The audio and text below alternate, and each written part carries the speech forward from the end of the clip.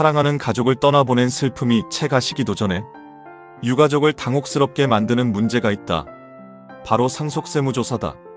국세청으로부터 세무조사 통지서를 받는 순간 많은 분들이 큰 심리적 압박감을 느끼게 된다. 성실하게 신고했는데 왜 조사가 나올까? 무엇을 준비할까? 불안감이 밀려오는 것은 너무나 당연하다. 상속세 세무조사는 단순히 세금을 더 내라고 압박하는 과정이 아니다. 고인의 생애 전반에 걸친 자산 흐름을 재확인하는 일이다. 신고 내용의 적정성을 검증하는 최종 점검의 과정으로 이해해야 한다. 오늘은 당황하지 않고 이 과정을 어떻게 대비해야 하는지 핵심을 정리해본다. 우선 많은 분들이 상속세는 언제까지 내야 하는지 궁금해한다. 상속세 납부 기한은 사망일이 속한 달이 말일부터 6개월 이내다. 이 기간 법정 기한 내에 신고와 납부를 모두 마쳐야 한다. 이 기간을 넘기면 늦게 낸 기간만큼 이자가 붙는다. 납부지연 가산세는 약 8%고 과소신고 가산세는 10%에서 50%다. 그렇다면 세무조사는 대체 언제 나오는 걸까? 일반적으로 세무조사는 상속세 신고를 마친 후 6개월 이내에 나온다. 대부분 이 시기에 조사 통지를 받는다. 하지만 예외도 있다. 조사가 늦어지는 경우, 사망 신고를 하고 나서 3년이 지난 시점에 갑자기 조사가 나오는 경우도 있다. 세무당국의 업무량이나 자산 검증 과정에 따라 시기는 달라질 수 있다. 그러므로 신고 후에도 안심하기보다는 차분하게 조사를 대비하는 것이 좋다. 그렇다면 세무조사는 왜 하필 우리에게 나오는 것일까? 내 신고가 완벽하지 않아서 조사가 나온다고 생각하기 쉽다. 하지만 사실 조사는 여러 가지 기준에 의해 결정된다. 첫째는 상속 재산의 규모 때문이다. 일정 금액 이상, 보통 10억에서 20억 원 이상의 상속이 발생하면 통상적으로 조사가 이루어진다. 2018년과 비교해도 상속세 과세 인원은 약 3배가 올랐다. 아파트 가격 상승도 큰 요인 중 하나다. 둘째는 최근에 일어난 자금 이동 때문이다. 사망 직전 1년에서 2년 이내에 큰 금액의 예금 인출이 있었거나 부동산 처분이 있었다면 국세청은 이를 상속재산 누락 가능성으로 판단한다. 셋째는 신고 내용의 불일치다.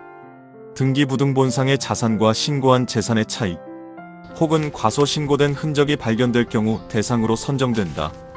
운이 없어서가 아니라 국세청의 데이터베이스에 포착된 확인할 요소가 있기 때문인 것이다. 다음으로 조사관이 집중적으로 들여다보는 3가지 핵심이 있다.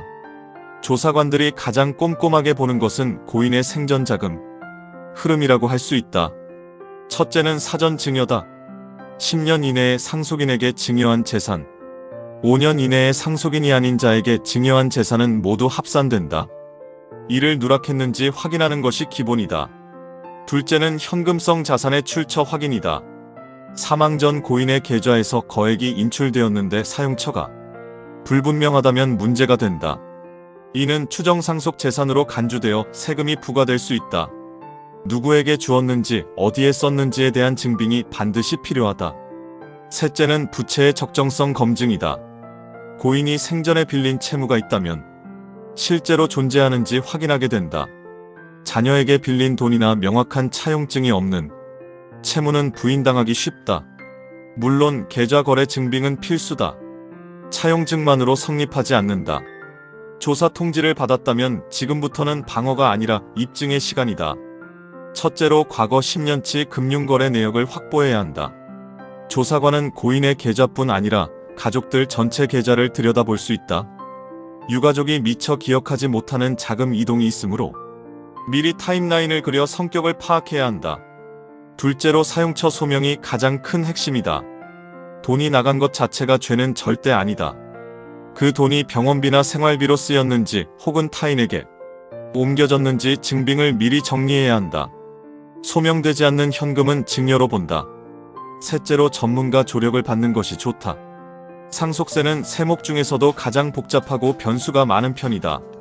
조사 과정에서의 답변 하나가 수천만 원 혹은 수억 원의 세액 차이를 만든다. 사안이 복잡하거나 자산 규모가 크다면 세무사 등 전문가와 동행하여 객관적으로 대응하는 것이 유리하다. 세무조사는 무서운 벌이 절대 아니다. 정당한 세금을 내기 위한 과정일 뿐이다. 너무 두려워할 필요는 없다. 고인의 삶을 정리한다는 마음으로 투명하게 입증할 자료들만 충분히 준비한다면 오히려 안전하게 종결할 수도 있다. 지금 가장 먼저 해야 할 일은 고인의 금융 기록을 찬찬히 다시 한번 살펴보는 것이다.